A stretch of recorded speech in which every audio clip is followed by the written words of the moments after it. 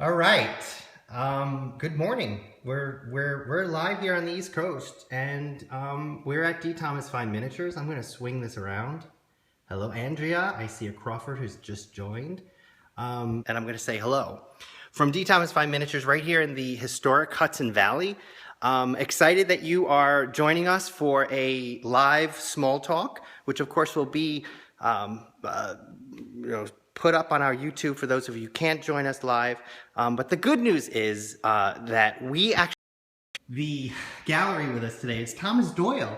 And for those of you who don't know Thomas Doyle, he's a contemporary artist who's working today in the miniatures world, in the miniatures realm. And he's actually just finished up his first solo exhibition at the Hudson River Museum, where he has just had an amazing display of works all centered around this theme of anxiety. And so Thomas is here today. He's going to talk to us a little bit about this fantastic piece called Sapper.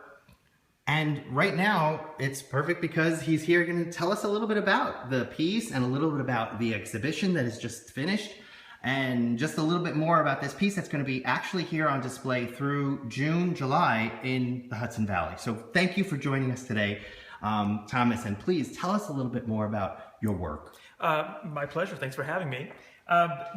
My work typically centers on domestic life, so houses and families, and how that marries up with destruction, and sometimes warfare, sometimes natural disasters, and they kind of clash together.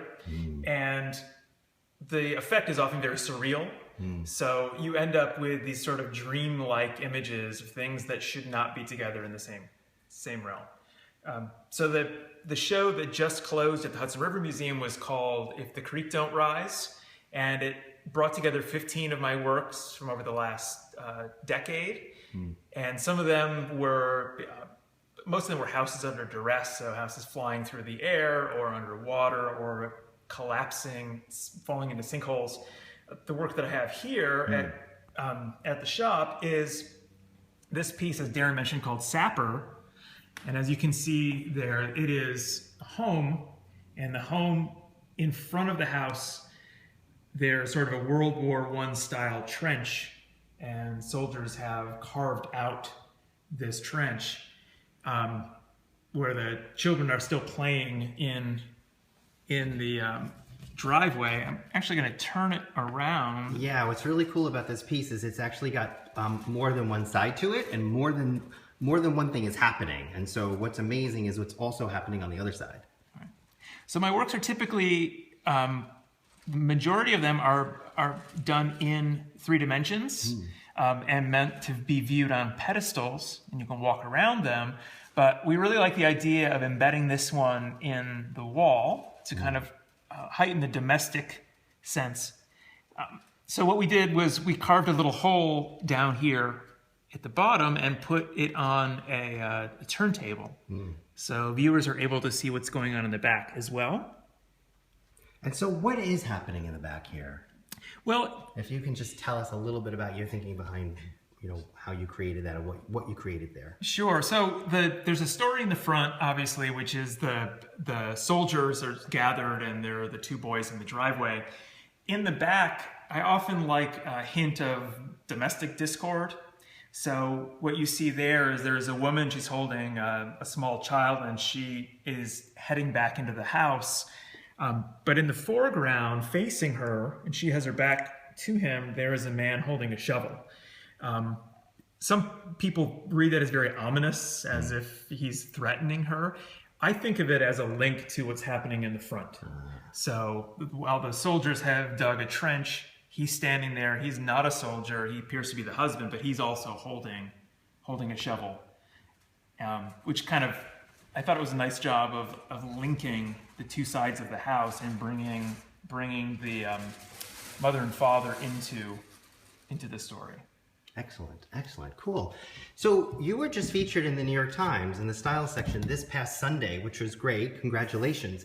And you were able to actually give us a little perspective in that article on contemporary art and how it relates to the world of miniatures. Sure. Can you talk a little bit about the things that you said in that article and your perspective on that? Sure. Abby Ellen, the writer, had asked me about miniatures and why I work with them in contemporary art. And what I said in the article is that miniatures for a long time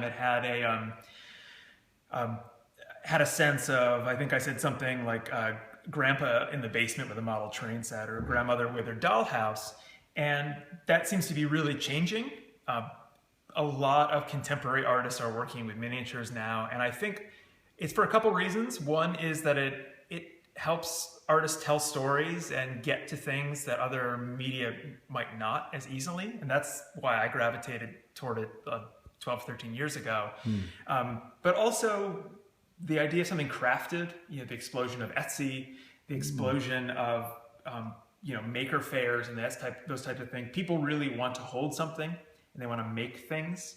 Now, anything can be faked digitally. So when you can actually make something small and make an actual object, I think that's sort of the love that comes along with miniatures for people. Well, that's excellent. Well, thank you so much for sharing your work. Thank you for sharing your perspective on miniatures.